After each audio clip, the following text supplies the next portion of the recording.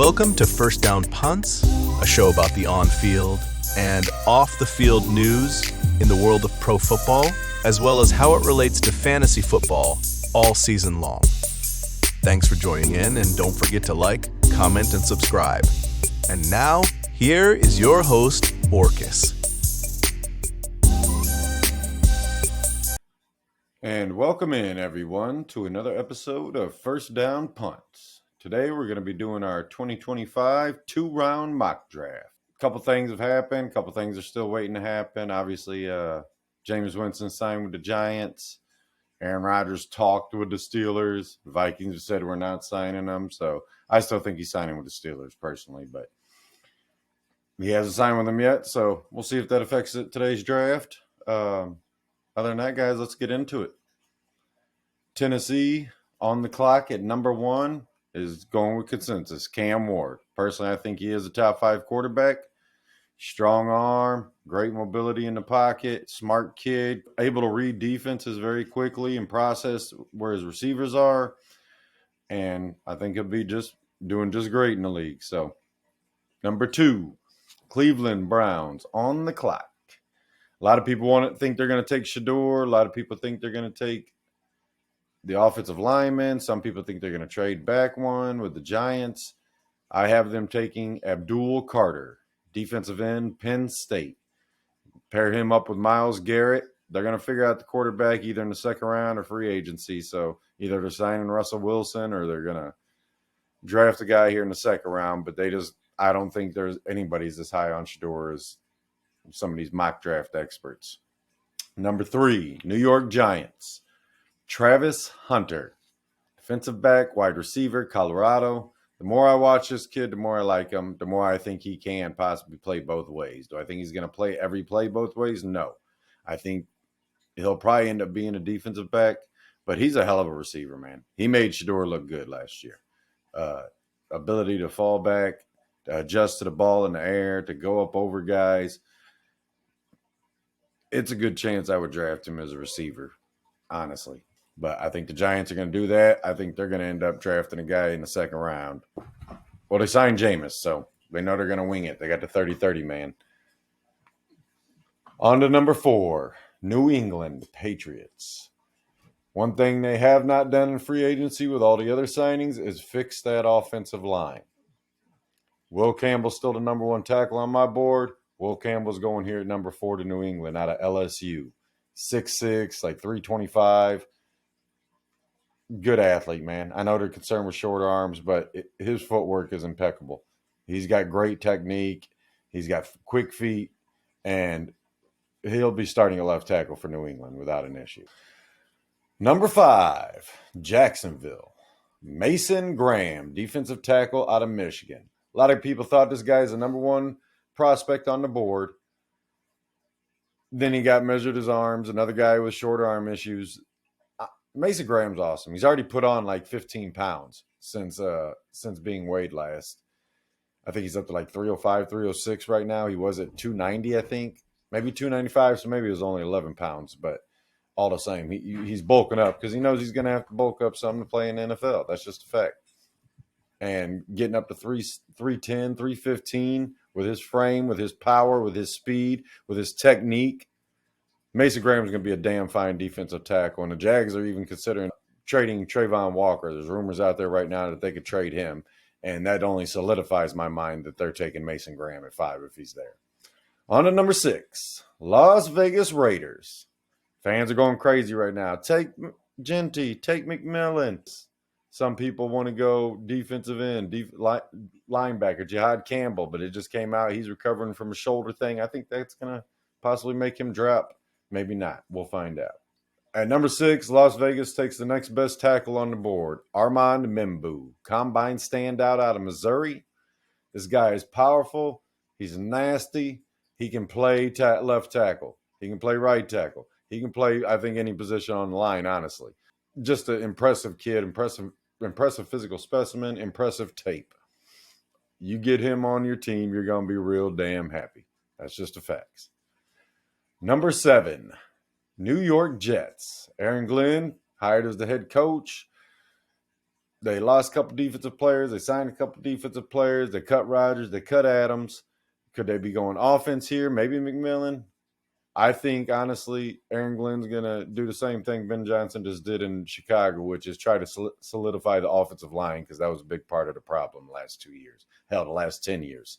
And with that, they are taking Josh Simmons, tackle out of Ohio State. He's probably going to play left tackle for them without an issue. I like him a lot. If he doesn't get banged up last year, he could have been the first or second tackle. He's a damn good player, super athletic, quick feet, good hands, strong base, just a damn good player all around, and going to be a 10-year starter for them without issue. Well, maybe not for them. The Jets don't seem to know how to manage stuff, but he could be a 10-year starter throughout his career without an issue. 15-year starter, maybe. You know what I mean? Depending on how long he wants to play. I just always say 10 years because you never know what's going to happen when a guy gets 32, 33, something like that. But moving on. Number 8. Originally, I was considering having him take McMillan here to get Bryce Young another weapon. But the more I look at receivers, the more I think they could get a guy in the second round and help him out. And was saying that they're going to take Jihad Campbell, linebacker out of Alabama. I know he's got a shoulder issue, but I don't think it's going to be a problem going forward. He's taking care of it now. Should be fine by training camp and all that good stuff. But this kid's a hell of a player, man. He can drop into coverage. He can rush the passer. He's good against the run. Just an overall solid linebacker, what you're looking for. And you don't see linebackers go this high often unless they're special. I think this kid is special. I think Jihad Campbell is a damn fine football player that any team should be happy to have. Carolina helps that defense, that terrible damn defense out, and gets them a nice stud linebacker and moving forward. Number 9. The Saints, New Orleans Saints. A lot of questions here. Do they go Shedeur? He's still falling. I know they said they love Derek Carr. I know a lot of you are hoping they would draft Shedeur if he fell to this point. I don't think Shedeur is going here either. Now, they can fix some of their offensive line issues, but I think there's good depth along the offensive line in this draft too. I think the first 2 rounds would have a ton of offensive linemen. The New Orleans Saints select wide receiver Tet McMillan. I ain't even going to pretend I know how to say his name. It's Tetairoa McMillan, wide receiver out of Arizona. Huge hands, huge catch radius. This guy's got some of the best hands of any player in this draft, period. He's got baseball mitts as hands out there. And he catches anything in his radius. He's a damn good receiver. He's going to have to work on some of his route running, but he's already skilled enough to come in and start day one, ready to go, making an impact. And I know some people are going, oh, why would the Saints draft a receiver when they already got Chris Olave and the little speedster guy? But Chris Olave's been banged up. He's dealt with concussions the last few years, and they need a guy they can count on to be there. And you give Derek Carr 2 dope-ass options with a speed guy going down the field too. I still think Derek Carr's got some football left in him. Is he going to take anybody to the Super Bowl? Probably not. Is he going to make a team competitive? Yes, he will. And if you want to put points on the board, which I'm sure the new head coach, Kellen Moore, Philly's former OC, and Dallas's and Chargers' former OC, he's going to want to score.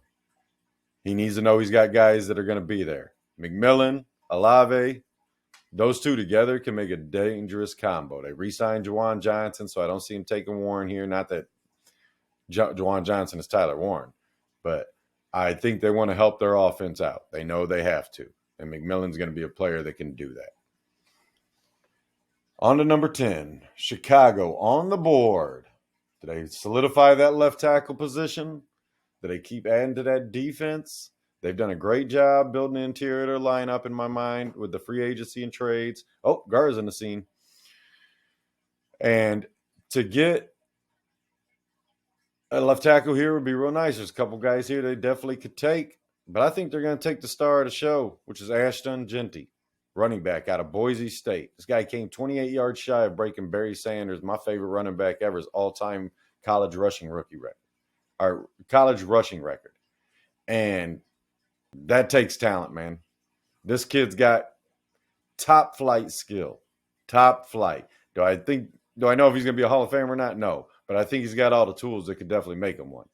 And if you put him on an offense that is growing with a OC, now head coach Ben Johnson, who's already worked on, like originally I would have had him going offensive line, no question.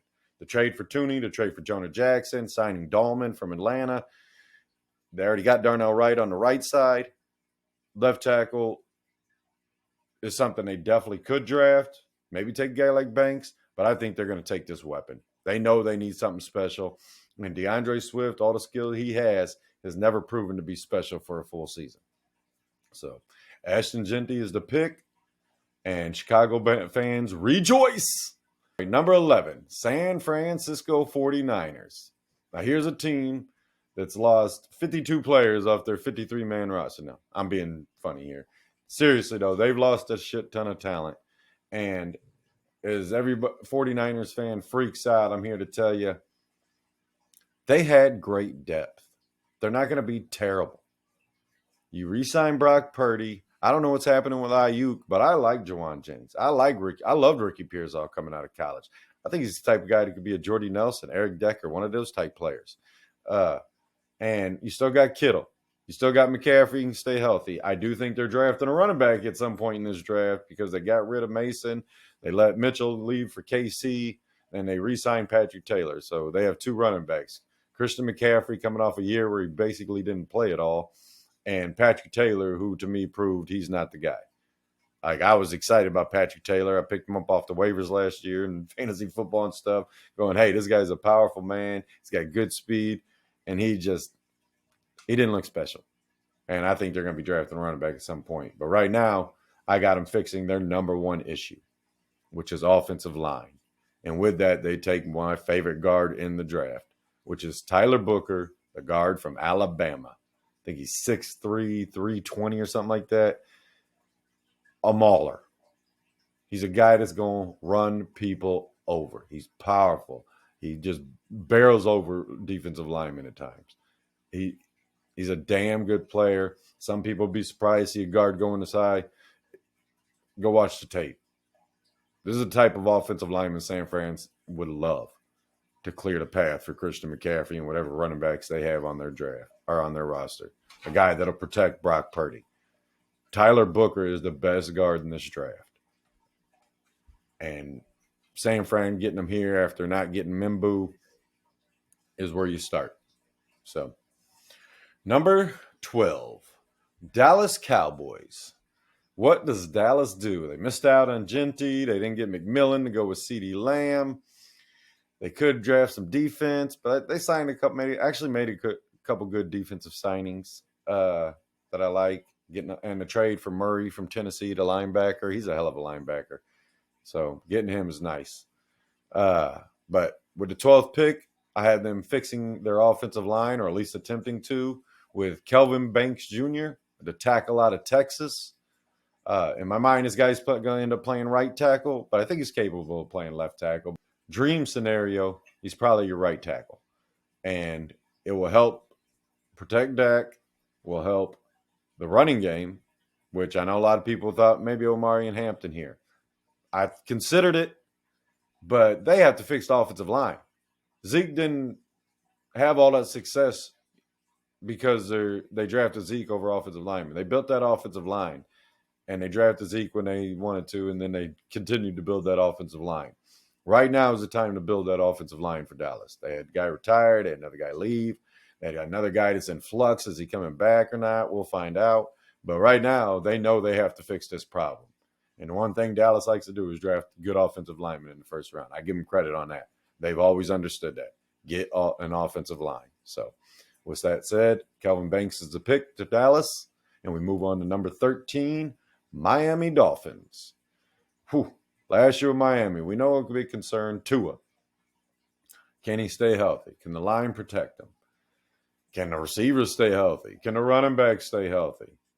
It seems Miami's biggest concern is health. I don't know what's going on down there, but they had a lot of issues. Even their defensive players got banged up last year. So last year is kind of a wash for Miami as overall performance. But they lost Mostert. He left, or they released him. I can't remember if they released him or if his contract was just up. But I think they released him. There's a couple offensive linemen on the board here, but I think they're going to go for overall talent. And Mike McDaniels is no fool. When you see a good running back, you take Omarion Hampton out of North Carolina. This guy is awesome. He could have got drafted higher. He could have got drafted above Genty on some people's board. I think he's going to end up being. But Omarion Hampton is what you want in a running back. Fast, powerful, agile, good receiver. Like he's got all around three down back skills. And Miami could use that to go with Devon Achane so they can continue to line him up at wide receiver at times. They get a young guy that's just as powerful as Mostert was for the inside the 10 runs and stuff they like to do when they go power. And he could be the first or second down back while Achane's lined up wide receiver. And on third down, either they could both be in the backfield because they can both catch. So I think Mike McDaniel would have a field day with these two personally. And I have them taking Omarion Hampton here. So number 14, Indianapolis.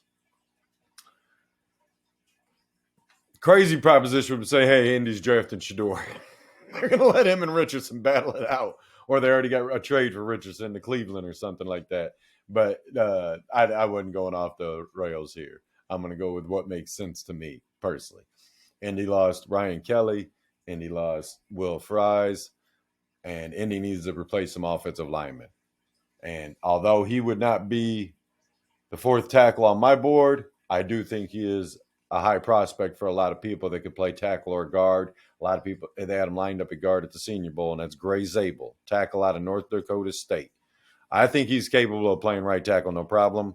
I think a dream scenario, like I said before, would be him playing guard and being put on a team that needs offensive linemen badly with Indianapolis is exactly a perfect spot for him because he's ready to start.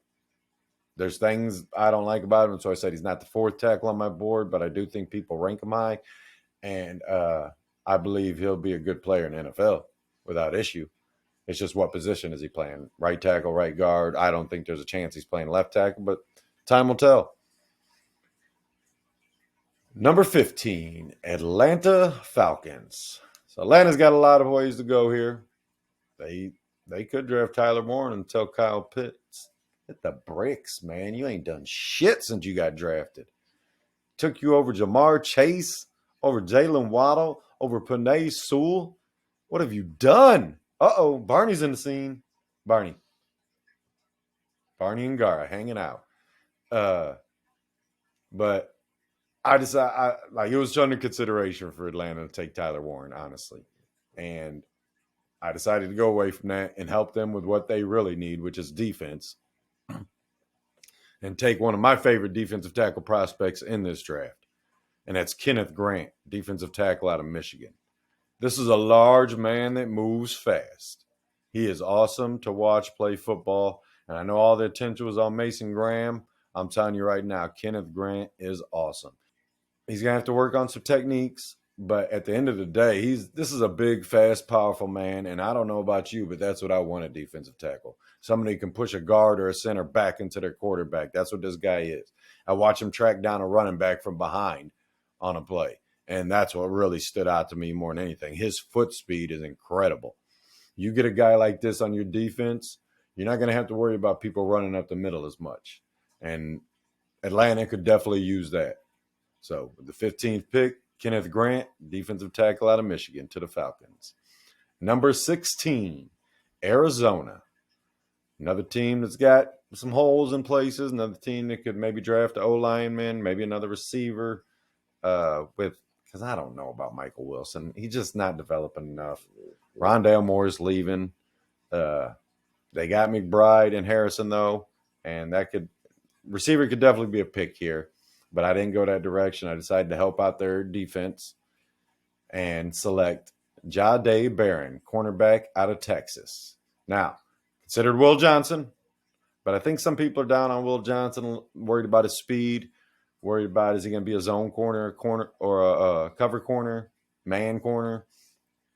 And Jahdae Barron doesn't have those questions. He's got the speed you need. And at Texas, he was a damn fine corner. And for Arizona, he's going to be a damn fine corner. And to get him at 16, it's a great pick. And helps that defense tremendously. Going forward, number 17, Cincinnati. If there's ever a team that screamed, we need defense, it's the Cincinnati Bengals in the way they played last year. Now, Hubbard's retired. That didn't help. Hendrickson's possibly being traded. That's not going to help. But they don't have good defensive players anywhere. Hendrickson is their one good defensive player. And instead of taking a defensive end just because they know they could possibly lose both of them, I got them taking the best defensive player on the board right now, and that's Nick Emanwari, from the safety from South Carolina, who's a stud at the combine. But it's not just combine. He's just an underrated guy until you go watch the tape and you realize this dude is incredible. He is attacking the ball. He is a physical safety. He'll come down in a box, lay somebody out. He'll cover a tight end, slot receiver, no problem. This guy is a football player. And I don't know about you, but that's what I want on my team. Football players first. This guy is everything you're looking for in a safety. And Cincinnati getting him here is a steal in my mind. So getting Emanwari from South Carolina to the Bengals is exactly what you want. Number 18, Seattle Seahawks. Now, the Seahawks have traded Geno, signed Darnold, traded Metcalf, cut Lockett. They need some offensive weapons. And with saying that, we're going to have them take Tyler Warren, tight end, Penn State. Could have went higher. It could fall. It all depends on what teams are really looking for. Do they think they like Colston Loveland better? Do they think they can maybe trade for a Pitts or one of those guys? I don't know. There's rumors about Mark Andrews as well. But right now, Seattle needs offensive weapons. They got JSN, and now they have Tyler Warren, tight end out of Penn State, who was a stud last year. He's a good blocker. He's a damn fine receiver. He's not the fastest man on the planet, but he's got plenty of speed to move in and out of the area when he's running his routes. And his hands are impeccable. And once he gets the ball, he turns into a fullback. He's looking to run somebody over. It's funny. And that's the type of tight end you want. Somebody that's willing to block, somebody who's willing to be physical, someone who's got damn good hands. He runs great routes, and he's going to be a good player for Seattle. Number 19, Tampa Bay Buccaneers. And here's a team, re-signed Godwin. They have a triple-headed monster at running back if they want to deploy all three. They got Evans. So they got the young kid from last year, McMillan. So the receivers are fine. The tight end, Cade Otton. He's a damn good player. And is he a top 5 tight end? No. Is he a bottom 5 tight end? Hell no. He's a damn good player. He's a good blocker, good receiver. And with Evans and Godwin and McMillan and those running backs, he's just not called upon enough. When players miss time, you see his stats go up. He's good enough to do it. He's just not required. And that's okay, man. That's the type of player I want. Someone that's not crying every time they don't get the ball. So having a guy like him on offense is already good for your team. But at number 19, they're going to work on defense. And with saying that, they're going to draft safety Malachi Starks from Georgia, who at the beginning of the offseason, this was my number 1 safety on the board. I love Malachi Starks. Emanwari is a damn good player, and he's proved he's got the physical tools that are even more impressive than Malachi Starks. So that's why I had him going higher, and I know people love watching fast, big safeties hit people. But Malachi Starks is a damn good football player. He's a ball hawk. He'll go everywhere you need him to go. And coming from Georgia, you already know he knows how to play defense. That's not going to be an issue. This guy's a tackling machine, and he is ready to play football from day one. Number 20, Denver Broncos. Denver is probably getting a steal right here with this pick and adding to an already superb defense. They signed Greenlaw coming over. They got Hufanga, who's one of my favorite players in the NFL, at safety. Well, now they're going to add somebody to go to that corner room, and that's Will Johnson, the cornerback out of Michigan. I know they already got Surtain. I know they got the other young kid, Moss. Listen, the offense doesn't need a lot. I consider giving them a running back here, but the offense has skill players. This is a luxury pick for them because they can't pass up the talent. They're going, you got to be kidding me. Why is Will Johnson here? We can have three DBs out there with our safety, Hufunga blasting people anytime they come across the middle and helping them with the run. And these three can cover anybody in the league, damn near. To get Will Johnson at this point is a great pick for me. Number 21, Pittsburgh Steelers. So, they haven't signed Aaron Rodgers. They don't know what they're doing at quarterback because Mason Rudolph is not the answer. Look, I was a huge Mason Rudolph fan when he came out of Oklahoma State back in the day. I thought he was one of the better quarterbacks in that draft. It just wasn't a very good, strong draft class. Mason Rudolph is not who you want to start 17 games for you. In saying that, Pittsburgh is going to draft Shedeur Sanders, quarterback out of Colorado. This is the most controversial player in the draft. I don't care what anybody says. Some people got him in top 2. Some people got him out of the first 2 rounds. I personally would not draft him here, but I think if he's going to end up anywhere, Pittsburgh with Mike Tomlin as that head coach is going to be the perfect landing spot for him. And with them needing a quarterback, and Mason Rudolph is good enough to start first 4 games if Shedeur needs to work on development, needs to work on this or that or whatever else. But they have to do something. And drafting Kenny Pickett last time at 20 or 21 was not the answer. Getting Russell Wilson and Justin Fields is not the answer. I know they were meeting with Milroe recently, but if they wanted Milroe, they could have just kept Justin Fields, who's already more developed, who's already more refined, and who still needs work, but doesn't need as much work as Milroe. Milroe's a project. Nothing against Jalen Milroe. I think this kid's one of the most physically gifted players you're going to see in this draft. But I don't think he's ready to start day one. Shedeur Sanders, I don't think he's ready to start day one. But I do think he has a better chance of growing into something from starting day one. Whereas Milroe is just going to destroy him. He's never going to get to truly develop if he has to start day one because he's going to continue to fall back on his physical gifts of running the ball, escaping the pocket, and being fast, as opposed to developing the throwing motions, the mechanics he needs. Shedeur Sanders, he still needs to work on his mechanics. I'm not here to say he doesn't. But I think Pittsburgh is the best landing spot for Shedeur Sanders, so that's why I had them taking him here. Number 22, Los Angeles Chargers. Chargers, they lost Bosa, Joey Bosa. They cut him, let him. He ended up signing with the Bills. They re-signed Mack. They still need to work on their defense. They lost Christian Fulton, who's one of my favorite players too. He's another great guy. I love watching play football. He's just all over the place. But I don't think there's a quality corner or safety here that I would take.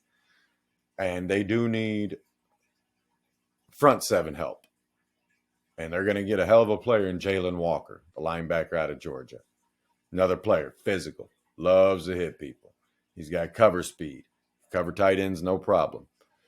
This guy is all-around player coming off all-around defense and knows how to play football. It's not going to be a hard pick for them to take him here. I know some people probably have him go tight end, but they just signed Conklin. And Conklin is an underrated tight end. Does that mean they're not going to draft Loveland here? No. Does that mean that could have been a distraction to say we're drafting Conklin, so you think we're not drafting Loveland, then we're going to draft Loveland anyways? Maybe. But at the end of the day, they still got to improve that defense. They still got to replace some guys that they lost. And getting Jalen Walker here at 22 is an easy pick for me. Harbaugh's not an idiot. They know they need defense. They know defense wins championships. And their offense, they've already signed Najee Harris, so it's not like they're drafting a running back here. At the end of the day, they're going to do what's best for their football team and take the best player on the board right now, which is Jalen Walker. Number 23, the Green Bay Packers. I'll never be a Packers fan. I'm a Lions fan for life. But the Green Bay Packers have a lot of options here. They could get a Luther Vandross and have another middling wide receiver who's not a true number 1. They could work on their offensive line. I think there's some guys here they definitely could take. But I think they're going to take the Senior Bowl standout and who I think is a damn good player. He's fallen. I think parts of it because he's got a thin frame. But at the end of the day, he's still a damn good football player. That's Mike Green. Defensive end out of Marshall, Like I said, this guy was a Senior Bowl standout, put a guy on his ass and went home.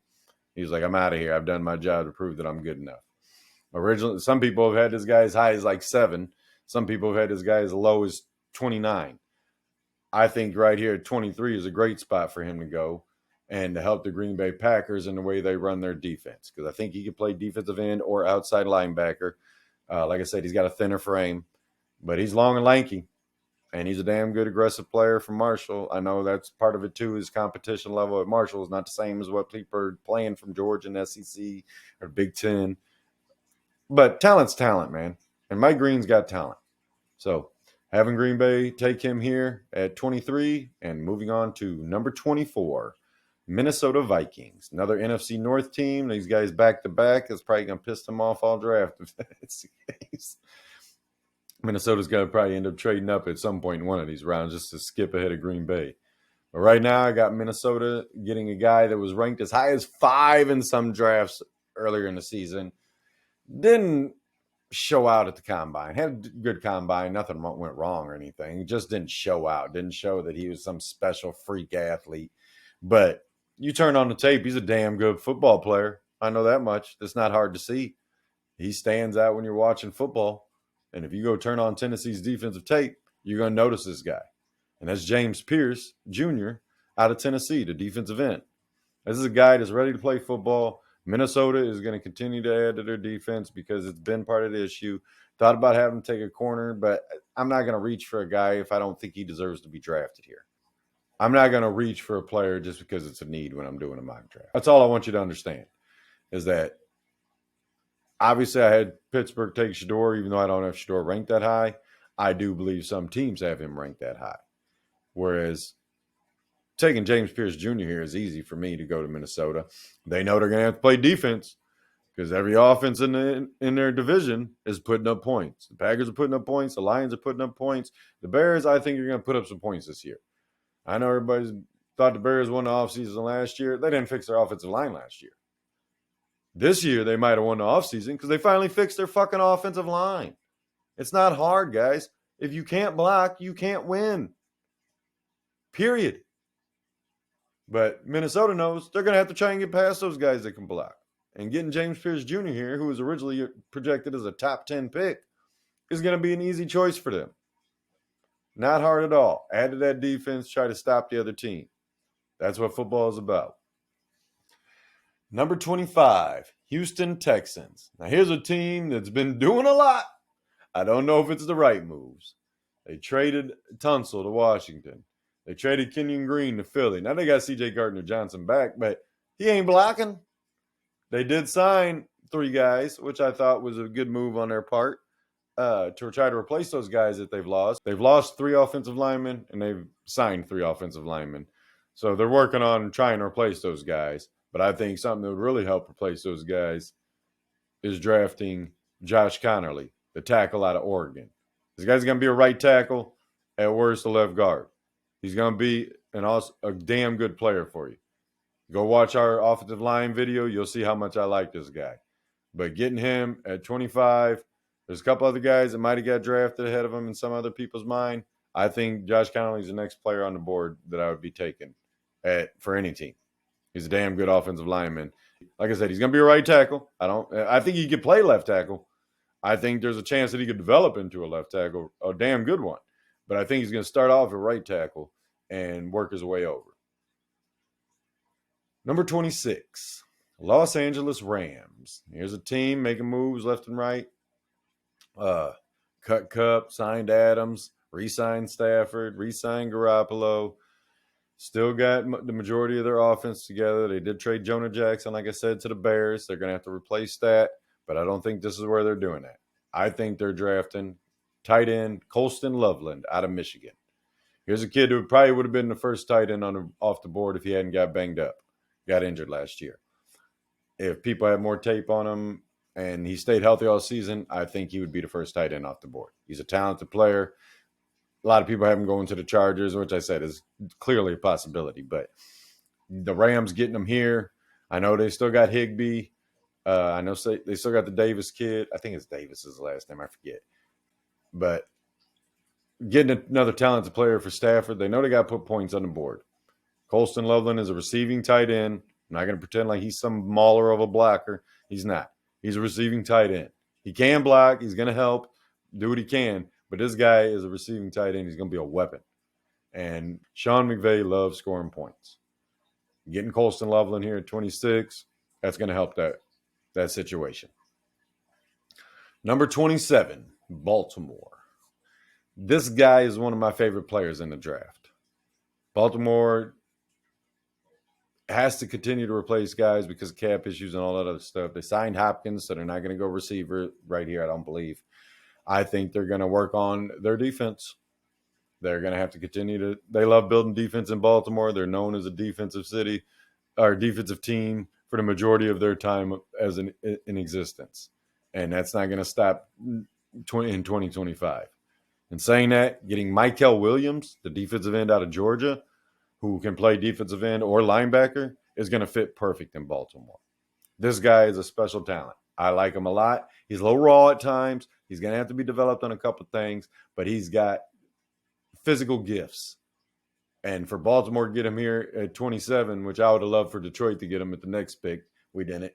I'm just being honest with what I think would happen. I don't think Baltimore would be able to pass on this guy. He's a damn good football player, and Baltimore is going to be happy to have him. Number 28, Detroit Lions. My team, I talk about them. I don't care. I'm going to be a fan. I'm a fan. I'm not going to try to sugarcoat shit either if they're sucking at stuff. But I do think they need to get another receiver in that group. I think they could draft an offensive lineman here. There's a couple I like. I think they could draft some defense, a defensive end. But I want to get one of the best players on the board, not fill a position. And there's guys I like in the second round of defensive end. We'll get to that when we get there. But right now I have them taking wide receiver Emeka Egbuka from Ohio State. You want to talk about a receiver that's pro-ready? This is the guy. He doesn't have top-end speed, but he's plenty fast. He's not the strongest, but he's physical. This guy's got great hands. He understands how to run every route that I've seen. He's fully capable. He's not a diva because he doesn't care if he's the star of the show or just a guy helping out. But he's a damn good receiver. And you put him with Amon-Ra and Jameson Williams and Sam Laporta, it's only going to help Jared Goff. This guy is pro-ready. To get him on the Lions is going to improve that offense. They already got the running backs. They got good offensive linemen, and they like Mahogany a lot. So he might be playing left guard for us, and we're not even drafting offensive lineman high.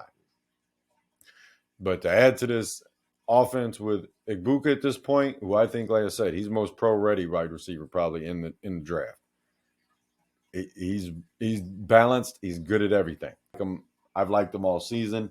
I can't wait for if we end up drafting him. So we'll find out. Number 29, Washington Commanders. Commanders could go a lot of ways. They traded for Tunsil, like I said, so they got their left tackle set. That's going to help their cause. They got Deebo Samuel in a trade, so they're not really looking at receiver. They did lose Diami Brown, a couple other guys, but they re-signed Noah Brown, who I think is a damn good player. He just never got the opportunity truly in Houston. And then last year he was coming on and he got hurt. So what do? They still got Curtis Samuel. They still got McLaurin. They re-signed Ertz. So there's plenty of guys they could get a receiver, but I don't think they're going that way. They could definitely draft some defense to continue to build on that. But I think they're going to draft who, in my mind, is the second best running back in this draft. And that's Travion Henderson from Ohio State. Travion Henderson is special. If the Lions needed a running back, he would have been their pick because Travion Henderson is special. He is a faster Ezekiel Elliott. And if you liked Ezekiel Elliott, you should like this guy even more. He would be a higher pick if running backs were valued higher. He should be a top 15 pick probably. He would be he's above Omarion Hampton, and I like him a shit ton. But he's the number 2 running back on my rankings right now because I think this guy is special. He split time last year with Judkins. Both had over 1,000 yards. Both had 8+ touchdowns, I believe it was. Maybe 10+ touchdowns. I forget. I have to go back and look at the stats. But Travion Henderson has the speed to get outside. He has the hands to be a receiving back. He can be a 3-down back, and he can be special. And Brian Robinson is a solid back. Austin Eckler is old. I don't see him being on the team going into the regular season. I think they could trade or cut Eckler and have Travion Henderson to replace him and Brian Robinson. Brian Robinson becomes a bruiser for short yardage in between the 20s, and Travion Henderson's going to be a stud who you let develop into a 3-down back. And I don't like that because the Commanders beat us in the playoffs, but I'm just being honest with what I think they should do. Number 30, Buffalo Bills. They're going to trade back with KC again? Blew it. No, they're not. James Cook wants $15 million. I don't even know if he's going to be on the team after the draft. They could use another receiver, like a dominant receiver, but there's not a dominant receiver here right now in my mind. There's some talent. There's Burden, the kid from Texas, who I considered having them draft. Golden, who is under strong consideration. When I do a 2.0 mock draft, he could be the pick at 30 if he's not higher. But I still think he's got some room to grow, and I think there's guys that are very similar to him that it's going to cause them all to drop type stuff. I don't think any of them are dominant. But saying that, Buffalo is going to take running back Dylan Sampson out of Tennessee. This guy would be higher, I think, if it wasn't for Jalen Wright failing to dominate last year because they both went to Tennessee. But Dylan Sampson's a stud. He's ready to play a 3-down back role right now. They can put him in there with James Cook if they end up keeping Cook and split time and keeping Cook fresh and keeping Dylan Sampson fresh. He'd come in there and be their 3-down back if they trade Cook. They need to get some more running back capability to take the load off of Josh Allen at times, keep him healthy. Let him use his special talents in the playoffs or when necessary during the regular season. Not be every play, Josh Allen, you got to save us. They're doing a better job at that, but they got to continue to do that. And getting Dylan Sampson here, especially if they lose Cook. In this thing, I think they're losing Cook. So that's why I had him taking Dylan Sampson here. Number 31, Kansas City. They lost a lot of guys. People are all talking about who the Niners lost. The Chiefs lost some guys too. They continue to lose defensive pieces. And they traded Tooney, so they could go offensive line. But they got the guy from San Fran, which they're hoping to replace at least one of these guys on the offensive line that was sucking ass last year. It cost them a Super Bowl because they couldn't block. But they traded Tooney. That was a cap hit. He was making almost $16 million, and the Chiefs can't afford that anymore. I think they need to worry about rebuilding that defense because they're losing guys. They are losing guys. They lost guys. So getting Shamar Stewart, the defensive end out of Texas A&M, who has been projected as high as like number 9 and as low as like 35 or something like that. But that was earlier in the season. Now he's usually going around 17 to 23. And to get him at 31 would be a steal for the Chiefs. The Lions could have took him to add to their defense, but I still think they're going to make a trade maybe and get a guy. They got plenty of cap room. So, but the Chiefs do not. They got to build through the draft this year. And getting Shamar Stewart, who is a physical gifted player, got good speed, good power, good bend. He's going to have to work on some things as far as technique, like every rookie would. Nothing like, oh my God, this is what he's dropping. No, he's not dropping. There's just talent that's moving up and it's pushing some guys down. Mike Green was way higher than that in mock drafts a month ago. Shamar Stewart was higher than this a month ago. But some of the other talent has built up, and it's going to push these guys down. People are going to get good players into the second round. I know everybody's down on this draft. I don't think it's a 7-round deep draft. I think the first 3 rounds is loaded with good talent.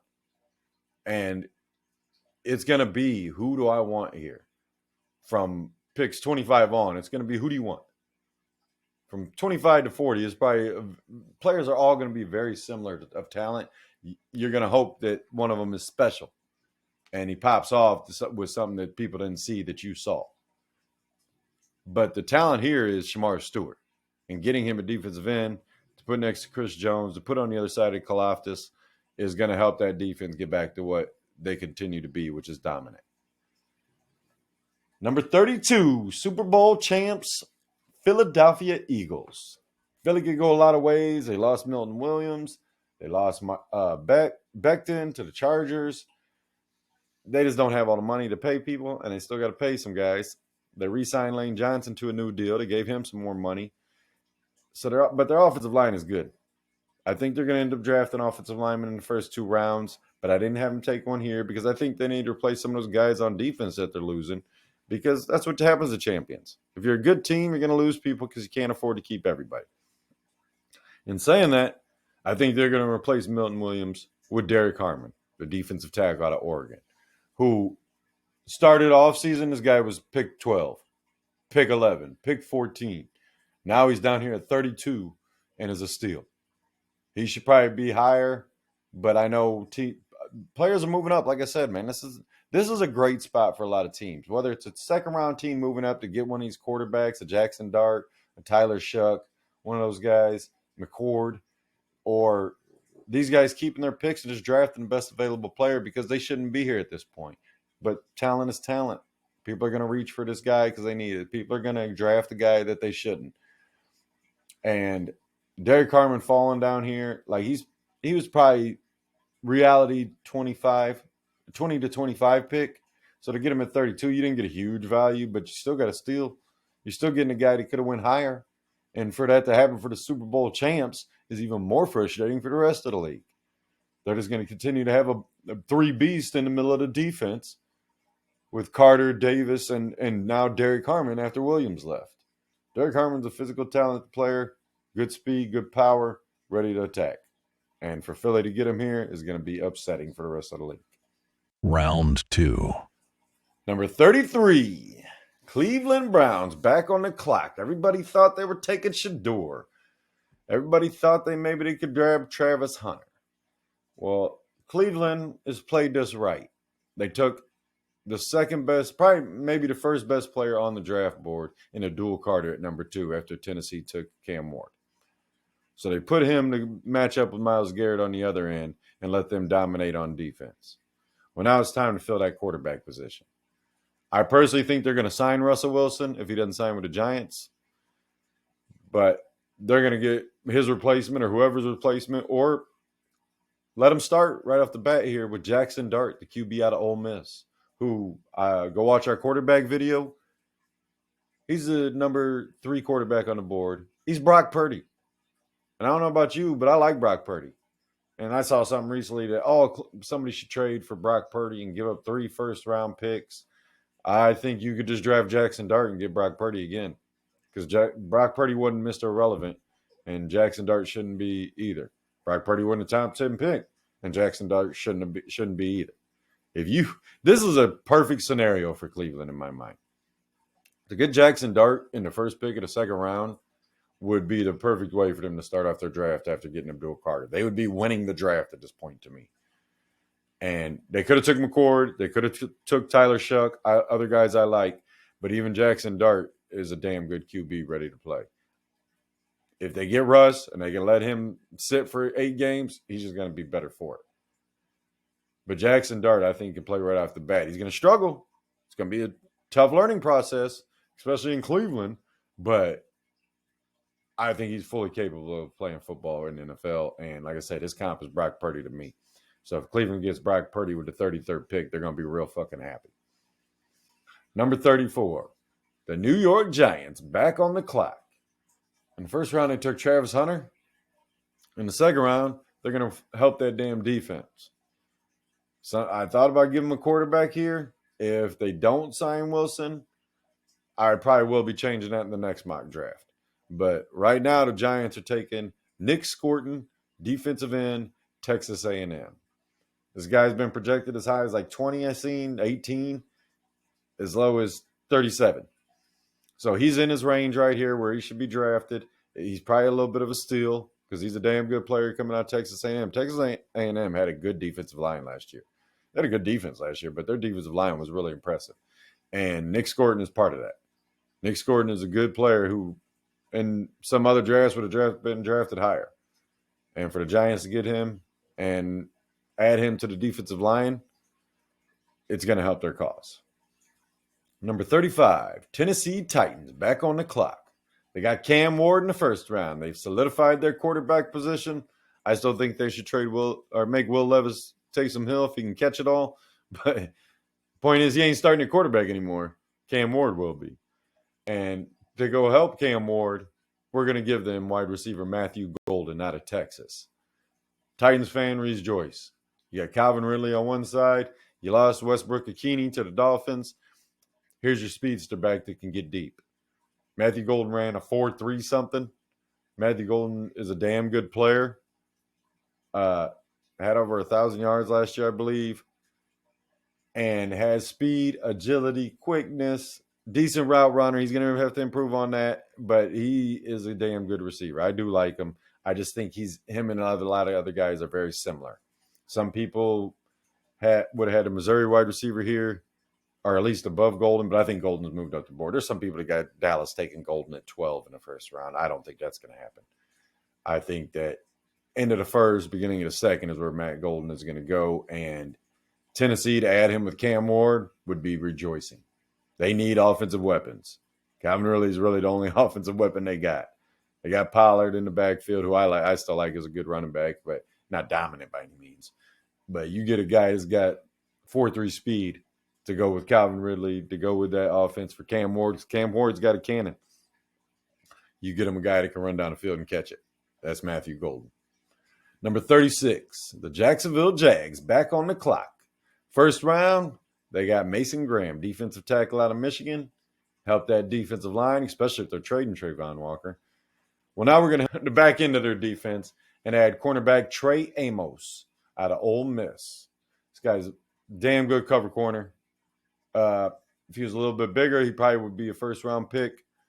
But I think he's ready to play, ready to go. He's going to help Jacksonville's defense on that back end to go with the addition of Mason Graham in the front end. Nothing like pairing those two together. You get a good defensive lineman, a good corner, you create pressure, it gives a corner better opportunity to make plays on the ball if they can make the quarterback get rid of it. This is how you build a defense. You get the front end, then the back end. That's what they're doing right here in Jacksonville. I like the pick for them. I think they're going to continue to build on that defense, even though they signed an offensive coach. They're probably going to end up drafting more defensive players later on. I'm sure they're going to draft some offensive players, maybe some linemen here in the third, coming up in the third round. But right now, Trey Amos is a damn good corner. He could have been the second corner off the board, not above Will Johnson. I think if Will Johnson goes first and Jahdae Barron falls, Trey Amos is fully capable of possibly jumping him even. Jacksonville helps that defense out some more with the first two picks. And we move on to number 37, Las Vegas Raiders. In the first round, they took Armand Mimbu, the tackle out of Missouri, who's a monster. And they're going to have to continue to build on helping that offense. I know they got some defensive issues too, but they got to get Geno Smith another receiver. They got Jacoby Myers. They got Brock Bowers. Well, now they got Luther Burden III out of Missouri. That's what I said. Him and Golden they're very similar players to me. Fast guys. I mean, good, decent route runners. Their speed is their dominant trait, right? Burden's dealt with some drops, so that's why I have him falling here. I know some people got second half of the first round. I think he's going to fall into the second round because of those issue with drops, and that he's not a dominant receiver. He's a damn good receiver, but he's not a dominant receiver. That's how these guys end up falling, is because they don't dominate. They're just good. They're just damn good receivers. They're still going to be capable players in the NFL, but they're not going to get drafted as a dominant receiver if they're not one. And in saying that, that's why he's here at 37. And for Las Vegas to get him to go with Geno, who can still throw the deep ball. Myers can work the 15-yard routes. Bowers can work that underneath stuff. I'm sure they're going to end up getting a running back at some point. I almost had him take one here. But I think Luther Burden being there and the Raiders loving speed, well, Luther Burden is one of those fast guys. And to have him at 37 to help with that offense is going to be top-notch for them. Number 38, Patriots took Will Campbell in the first round to protect Drake May. They're going to add to the other side of the line because one thing I can tell you about Mike Vrabel, he knows it starts in the trenches. He's not an idiot. He knows that they got Will Campbell to play left tackle. Now they're going to get a defensive tackle in Walter Nolan out of Ole Miss. Another Ole Miss defensive player. Like I said, they had a good defense last year. A lot of these guys are going to get drafted in the first couple rounds. Walter Nolan was originally a first-round projected pick. I seen Walter Nolan as high as 6 when the offseason started, before the combine. Another guy didn't overly impress at the combine. Somehow that means that he should drop. If you're a damn good player, you're a damn good player. Watch the tape. The combine's not always going to tell you how good a guy is. All right? That's just the facts. Watch the tape. Walter Nolan can play football. Vrabel would be ecstatic to get him here at 38. And to add him to that defense, who they lost a couple guys. They signed Milton Williams, though. Put this guy next to him. and let them go to work. That's how you win, by building in the trenches. And like I said, Vrabel's no idiot today. So getting Walter Nolan at 38, hell of a pick for them. Number 39, Chicago somehow still got shit coming from Carolina in that ridiculous trade they made. I guess this is where this pick is from. I don't know, but 39 is Carolina's pick that Chicago owns. So apparently this might be the end of it. Maybe not. Maybe they got the second round and third round picks for the next 10 years. Carolina gave up everything to draft Bryce Young, and it looks like a horrible move on their part. Bryce Young showed some out last year, but Bryce Young is not proven to be the guy that you give up 19 picks and 1,000-yard receiver for. Until he does, this looks like a terrible fucking trade. All right, I hate the Bears, so excuse my frustration with them still having picks from Carolina. But on to who they're picking. The Chicago Bears, number 39. Jack Sawyer, defensive end out of Ohio State. Had a pick six in the national championship. This guy is a football player. Another one of those guys is just a football player. I don't need to figure out what else you're thinking about. You are coming to play football. That's Jack Sawyer. I think Jack Sawyer is going to end up playing outside linebacker personally. I think that would be a better position for him. He can play defensive end, but I think if you have him swapping between even, bring him down on pass plays, let him sit back on run plays at linebacker, Chicago could use this player to an exceptional level.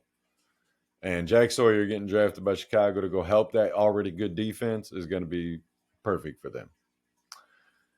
Number 40, New Orleans Saints back on the clock. They had a surprise pick with Ted McMillan, wide receiver. With Olave getting banged up so often, they had to get somebody to help that. Well, now they're going to get a guy who should not be here at this point, period. That's Donovan Jackson, the tackle out of Ohio State, and he's going to be playing probably left tackle for them. Donovan Jackson can play left tackle. He proved it last year at Ohio State. He played almost every position on the offensive line at Ohio State.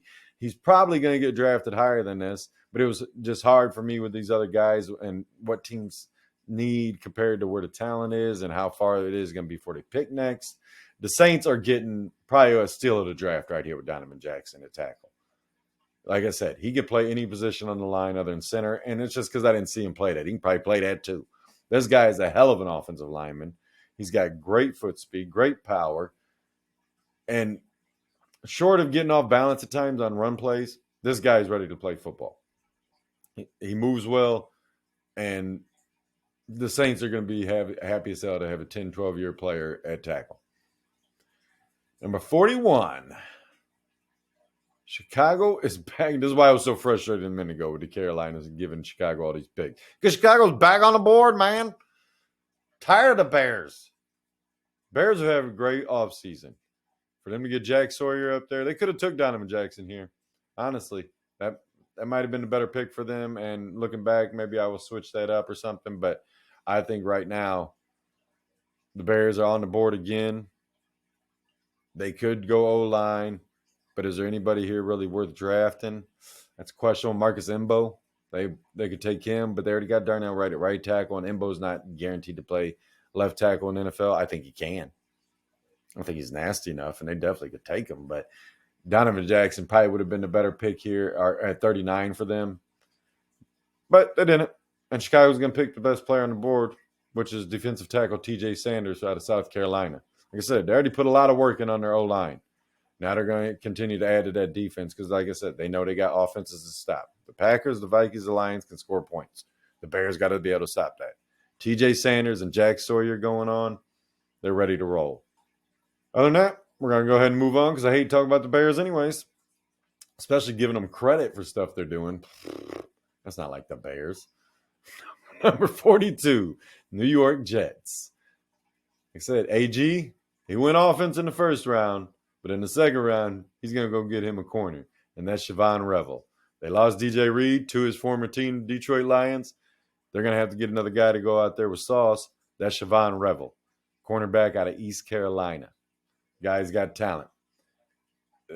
Good cover corner. I think he'd probably be better in his own situation, but good cover corner. Long, lanky, ready to play ball, ready to cover receiver, ready to fucking do what he's got to do out there. He's moving up the board on a lot of people's lists. Tested well at the combine, nothing mind blowing, but tested well enough. And the Jets will be needing a DB to go out there with Sauce. Siobhan Revel's going to be that guy. Number 43, San Francisco, back on the clock. Like I said, I almost had them taking a tackle in the first round, but they went with Booker. Like I said, my favorite guard in the draft. They know they got to be able to run the ball. Tyler Booker's that guy. On the second round, they're going to continue to add to that offensive line and get a guy that could be up higher, but he's got some things that are going to make him drop. Just technique issues, a little speed issues. But Ariante Ursary, the tackle out of Minnesota, who's probably the 9th, 10th best offensive lineman on the board. And he's a top 10 offensive lineman on the board on a lot of people's boards. To get him here at 43, who could be an eventual replacement for Trent Williams if he develops well enough, but it can definitely play right tackle. And if they want, they can move him into the guard position. Secure the interior of their offensive line with him and Booker. They're going to figure out where to play him, but they're definitely going to draft him here at 43, and it's not going to be a question of why. They need offensive linemen. Number 44, Dallas Cowboys, back on the clock. Everybody wanted them to take Amarian, to trade up for Ashton Genty. Well, don't worry, Dallas fans. You're getting your running back, and you're getting a guy that I'm very high on. He's the 4th running back on my board. That's Caleb Johnson, running back out of Iowa. This guy reminds me of Chris Johnson. And for those of you that don't remember Chris Johnson at the Tennessee Titans, go look him up. He's a bigger guy than he looked when he played. Like, he looked small coming out the backfield, but he was big and physical with top-end speed. Now, Caleb Johnson has high-end speed. I wouldn't say he has 4.2 speed or anything like that, but I think he ran like a 4.4 or something, and he's got good enough fucking speed to play running back. And behind Dallas's offensive line, as they continue to build it back up with the threat of CD going deep, he's going to have room to run, and Caleb Johnson is going to be a successful running back in the NFL. I don't care what team he goes to. He's going to be a successful running back in the NFL, period. Dallas getting him here is a steal in my mind. He could go in the late 20s. He could be the Buffalo's pick if they end up letting go of Cook or trading Cook. But right now, Dallas gets their running back and Caleb Johnson out of Iowa. And we move on to number 45, Indianapolis Colts, back on the clock. The first round, we had them taking the tackle, Gray Zabel, who could play tackle or guard. They could use another offensive lineman because, like I said, they lost a couple guys. But they're not going to be able to pass up this talented defensive tackle, which is Tyleik Williams out of Ohio State. Buckeyes got a lot of players getting drafted, but that's because they had a damn good team. There's a reason they won the national championship. Tyleik Williams was part of the reason they won the national championship. This is a big beast of a man ready to fucking fill some holes. Shut down the run in the interior and ready to play football. Indy getting him here is a damn good pick. It adds to that defensive line. It's going to help out the linebackers. It's going to help out their defensive backs, just allowing him to shut the shit down in the middle. Get him here at 45, and you're happy to just move on to the next draft pick. Wait for your next turn. 46, Atlanta Falcons. This is a guy that is moving up boards. I've seen some project him as high as, I think it was like 25. I think this is probably a more reasonable place for him to go. And that's just because of the talent he played against and that he's still raw. I hate drafting raw guys. One of my least favorite picks the Lions ever made was Ziggy Ansah. And not because Ziggy Ansah didn't show that he had some physical gifts, but we drafted him in the first round, and he was a raw talent. And when you draft a raw talent in the first round, he better develop quick. And he did not. Ziggy Ansah was a decent player for us, but he wasn't top 15 pick. He never panned out to be that. Well, this is the problem with raw talent. When you draft raw talent too early, you're overpaying. Because if they don't develop, it doesn't happen. In the second round, now you take that chance. Donovan, I'm going to mess up this name. Don't fool yourself. Iziaruaka, defensive end, Boston College. Ezeraka, I don't know how to say it. I'm not going to even pretend to say it. But what I do notice is he's got a raw talent. He's going to need to be developed. You don't draft this guy in the first round. You draft this guy in the second round and put him to work. Get to work immediately with this guy. Get him developing. He's got tools. You can see that. He's got physical gifts. You can see that. But he's still raw. He's still got to work on technique. He needs development, period. So let him develop. Atlanta needs defensive players.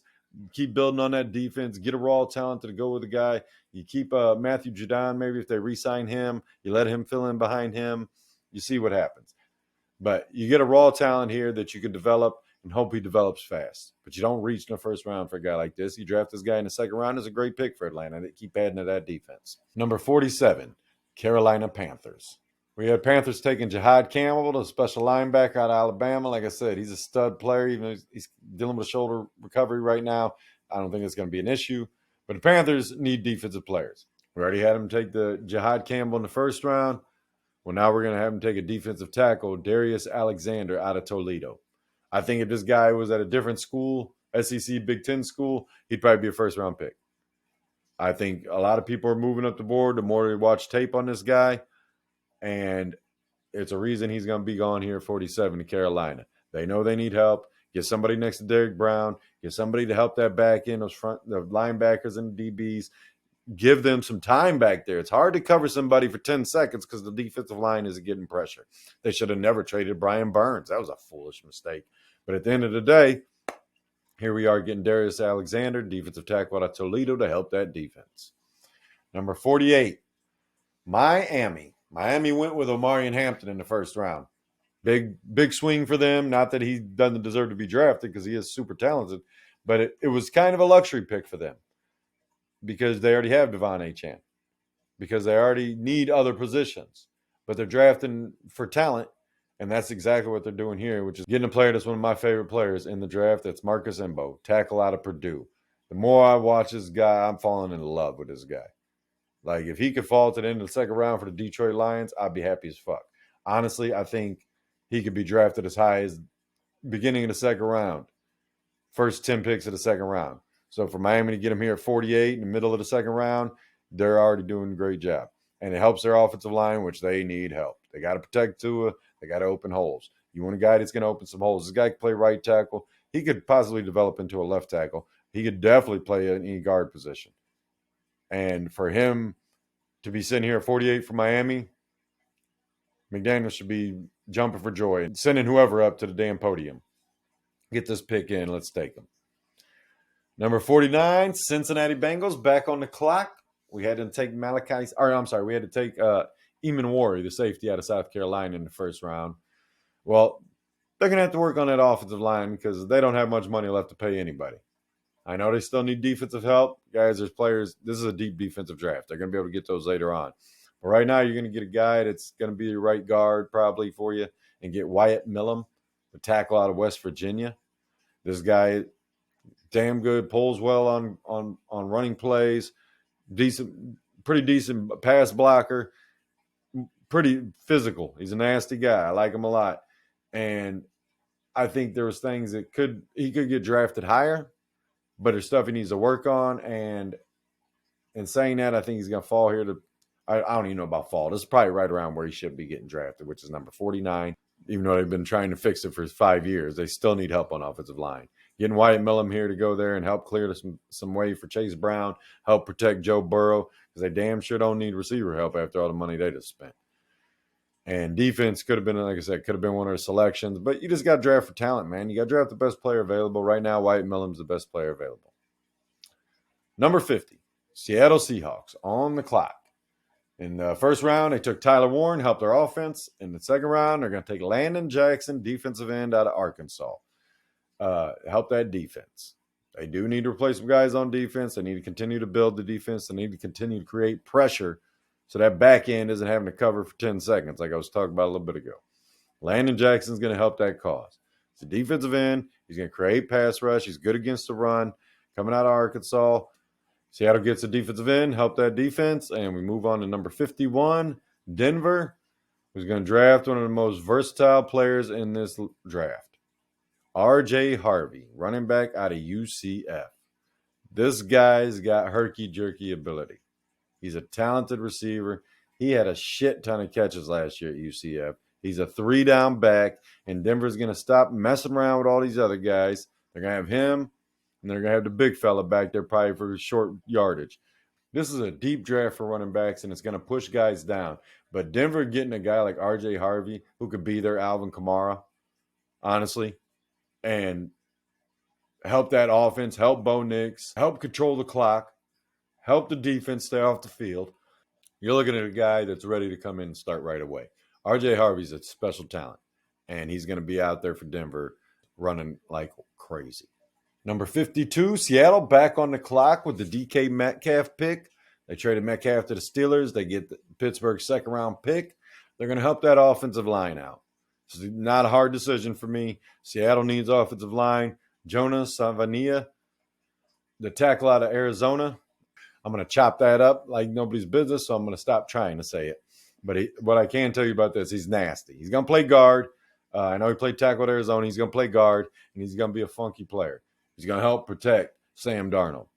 He's going to play guard, like I said. They can put him in right tackle, but I think he's going to end up playing guard in the NFL. And he's going to be a mammoth of a man playing guard. So not an issue with that. He's a nasty player. And for him to be out there clearing the lane for Ken Walker is going to be helpful. At number 53, we got Tampa Bay Buccaneers back on the clock. In the first round, they took safety Malachi Starks out of Georgia. In the second round, they're going to continue to add to that defensive backfield and get Azariah Thomas, cornerback out of Florida State. It's an ACC school. You know, he's played against some decently talented wide receivers. He's tested well, long player. Some of the people that don't like Trey Amos, some of the people that don't like some of these other guys, the Siobhan Revel, this is the guy they're going to be drafting over him. Now, he's the fifth corner off the board here, I think it is, for me. And coming out of Florida State, like I said, you know he's playing against decent talent. Tampa Bay getting him right here keeps him in the Florida State. So he's a guy from Florida State staying in the state of Florida, helping that defense on the back end. Number 54, Green Bay back on the clock. Green Bay is going to have some issues. We had them help their defense out in the first round with taking Mike Green, defensive end out of Marshall. Well, in the second round, we're going to have him help out their trenches as well. Have him take Cameron Williams, the tackle out of Texas. Cameron Williams was the right tackle last year. He's probably going to play right tackle in the NFL, but I think he's capable of playing left tackle. He's agile enough, got good enough feet. There's going to be things that, like I said, every player's got to improve on stuff coming into the NFL. Most players are not going to be NFL ready. There's very few that are coming in right day one and just being, I know everything and I know how to do everything and I'm perfect at everything. But Cameron Williams is going to be ready to play right tackle from day one. If they can move him into guard, is another guy that, listen, if I'm a team drafting offensive linemen, I would love to just always draft tackles and put him at guard unless it's just someone special. Like Booker is special to me at guard. Embo could probably be special at guard.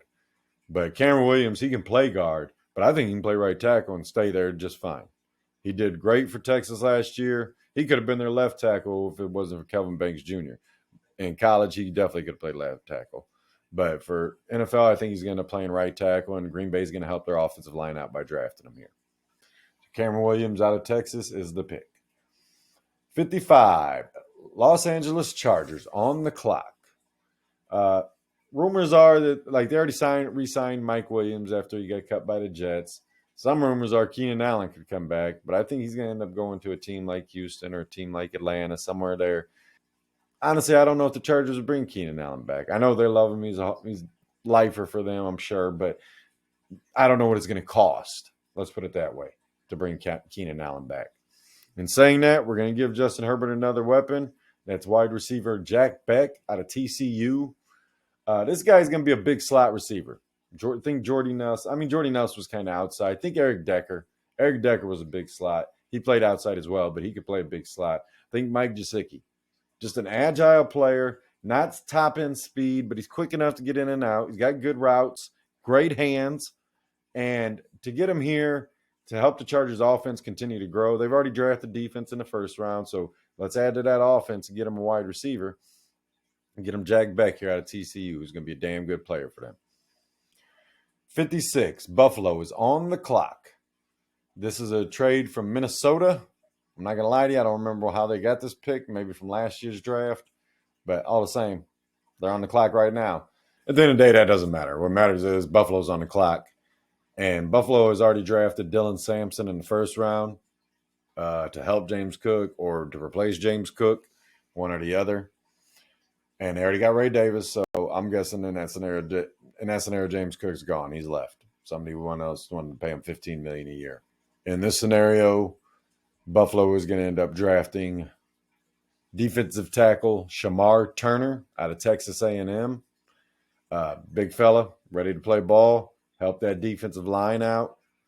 Not much else to say. Like I said, Texas A&M had a damn good defense last year, and this is just another player off the board for them. Buffalo helps out the defensive line, and we move on to number 57, Carolina Panthers, back on the clock. Got this pick from a trade with the Rams, and this is their third pick in the first two rounds. And they're going to continue to help that defense out because they need it. Demetrius Knight, Jr., linebacker out of South Carolina. South Carolina is another team that has some really good players on it last year, and surprising that they didn't do better on overall, but part of that's on their offense. But their defense definitely got some skilled players. Here's a linebacker. It's going to help to go with Jihad Campbell, and Carolina's linebacker room should be really tough at getting both of these guys in there, along with a defensive tackle. They're building it up, that front seven, and that's the way you should be doing it. They know they have to be able to stop people and get Bryce Young the ball back because he's going to make mistakes, and you need to give him the ball back, get him back on the field, let him continue to develop. So here they get that linebacker to go with Jihad Campbell in the first round and a defensive tackle at 47 out of Toledo. Help that defense. That's the biggest thing they can do for their team. Number 58, Houston on the clock. They have some options. They could draft one of these other receivers I like. They could draft some defensive players, but they've built their defense up pretty tough. And getting Gardner Johnson makes me think they're not going to worry about drafting a safety in the second round or anything like that. And it's almost they got a little bit of a luxury pick here. And in saying that, I'm going to have them take Cam Skattebo, running back out of Arizona State. It's like they spawned a baby Austin Eckler. And not that Austin Eckler is huge, but Cam Skattebo is a little bit smaller than him. But that's what he is. He's a herky-jerky player. He's got great hands, great agility, good speed. He can get in and out. I don't think he's ever going to be a three-down back because of his size, but I think he's going to be a damn good weapon for whoever drafts him. And Houston getting him here to go along behind Joe Mixon, that's going to be a damn good weapon for them to have. Take some of the reps off of Mixon as he gets older, keep him fresh, and get Skattebo on the field with that special abilities he's got. Getting him here at 58, it's a great pick for them. There's a couple other running backs they could have took, but Skattebo's going to help their team. He's what's going to fit their team best to give them some versatility. Mixon's a damn good back. He can run and catch. I'm not here to say he is. I still like Joe Mixon. Skattebo getting in there and possibly prepping for in case Mixon gets hurt. You got this guy ready to go. They traded Akers last year away, had some other backups, but nobody's impressive behind Mixon. So to get Skattebo to go there, it's going to help them out. Number 59, Baltimore Ravens. In the first round, Baltimore taking Michael Williams, defensive end from Georgia, to help that defensive out. Well, now we're going to help the offense out. And this is going to be almost a future type help pick. I think it's going to help this year. I think it's going to really help the next 3-4 years. And that's Quinshawn Judkins, running back out of Ohio State. I told you I like Travion Henderson. That wasn't a knock on this guy. This guy's a powerful running back. Reminds me of Josh Jacobs to some extent. And to get him to go behind Derrick Henry, they still got Justice Hill. He does a little third down back stuff. But keep Henry fresh. Keep him fresh and let Judkins come in for a handful of plays. Let Judkins get into the rhythm of this. And if something happens to Henry, this guy's going to take over and not have a problem with that, especially with Baltimore's offense.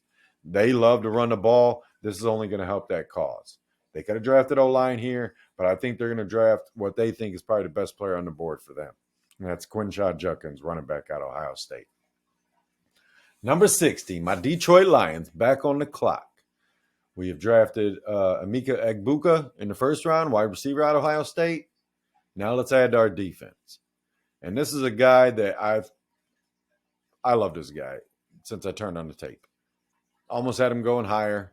I almost had him going to Carolina there instead of Demetrius Knight. But this was kind of I want to pick this guy to the Lions because I think it's exactly what the Lions need. And that's a defensive end, Jordan Burch out of Oregon. I know all the talks about defensive tackle Harmon out of Oregon. Go watch the tape. This guy stands out every time you turn on the tape. Yes, that's him and Harmon working together, but it just lets you know they're both damn good players. And for the Lions get a defensive end here, the defensive end help that they need. They re-signed Davenport. We got a lot of defensive linemen right now under contract, but we need somebody that's going to be ready to take over and play next to Hutch for the next 5-6 years. Jordan Burch is that guy. To get him in the second round would be a dream. And having him here, go to the Lions, helping out that defense, continuing to build depth, continuing to work on winning championships. Let's go get to a Super Bowl, Lions, please. Please. I need you to. So moving on. Number 61, Washington Commanders. They're on the clock. One thing Washington needs is some defensive players. They took my running back, my second favorite running back in the draft in the first round with Travion Henderson. Well, now they're going to add to the defense, get a damn good linebacker coming out of UCLA, Carson Schlesinger. Hey, man, you want a football player? This guy's a football player. UCLA is known for putting out linebackers, defensive ends. This is just going to be another one in a long line of successful draft picks. Carson Schlesinger is going to be a football player for the next 10 to 12 years in the NFL playing linebacker, and Washington's going to be damn happy to have him for at least the 4 years of his career. We'll see what happens, as time progresses, free agency, all that good stuff. But right now, they're getting a damn good linebacker here in the second round, ready to go play football. Good cover guy, good tackler, good ball tracker. Let him play football. That's what they're going to do. Number 62, Buffalo back on the clock. They got picks everywhere. Buffalo could use some more defensive help, though. They need to help that back end of their defense. They're going to draft Xavier Watts, cornerback out of Notre Dame. Notre Dame, another team, had a real good defense last year. This guy was part of it. Nothing to knock on this guy overall. I think he's a damn good player. I think he's going to come in, develop as a corner, probably the third corner to start off, end up working into at least a number 2 spot. Xavier Watts is a good corner, ready to play some football. Is there guys that other people maybe like more than him? Maybe. But I can tell you this, I like Xavier Watts, and I think here at Buffalo getting him to help that back into that defense. They re-signed Hamlin to safety, but they're still going to need guys playing defense back there and to continue to try to stop their nemesis, the Chiefs, or whoever else comes up against them this year from the AFC. They're going to have to be able to cover some people. Xavier Watts is going to help that. So, 63. Kansas City, speaking of that team, and then speaking of guys named Xavier, they're going to draft Xavier Restrepo, wide receiver out of Miami. They're looking for another Tyreek Hill type. I'm not saying this guy's Tyreek Hill. Don't put words in my mouth. I'm saying the type of player he is. Smaller, herky-jerky, quick, just an agile player, can run end rounds. Damn good route runner, gets deep, great speed, great hands. For them to get a weapon right here, like I said, I think the Chiefs need to get another weapon. Restrepo is a weapon. There's guys that are wide receivers. There's guys that are running backs. There's guys that are weapons. Restrepo is a weapon to me. He's another guy like Harvey from UCF. He's a weapon. You get a weapon, you can use that in KC, and Andy Reid knows exactly how to do that. Give him another Tyreek Hill style player, and this dude's tough as nails. The Chiefs getting him at 63 here to, at the end of the second round, help their team out, help them get another weapon. It's only going to be good for them. So, number 64 and the final pick of the 2-round mock draft we're doing here. The Philadelphia Eagles are back on the clock. Like I said, Super Bowl champs. They got defensive tackle Derek Harmon from Oregon in the first round, replaced Milton Williams. Well, now they're going to get a guy that's a weapon for them. They got A.J. Brown. They got Devonta Smith. They got Saquon Barkley. You know where else they could use a weapon? At tight end. I know Goddard is good, but Goddard gets banged up, and Goddard is getting paid money. And eventually they're going to need a replacement for him because they're not going to be able to afford all these guys. In saying that, they're going to draft tight end out of Bowling Green, Harold Fannin Jr. This guy is a stat machine. Yeah, he played at Bowling Green, smaller school. That's why he's not a first-round pick. But this guy's hands are incredible. Good route runner. Decent blocker. And he's not going to be dominant at that by any means. But you're looking for a guy that's a receiving tight end, this is him.